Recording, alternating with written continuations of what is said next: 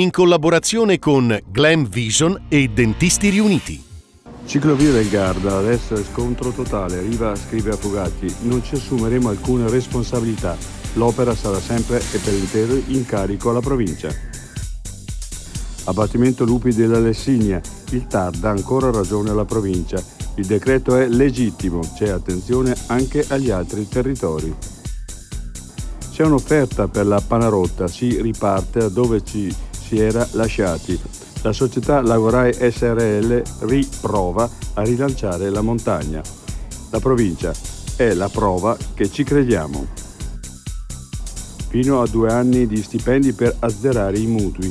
In Trentino Alto Adige l'esposizione media raggiunge i 49.000 euro per famiglia. L'altra montagna.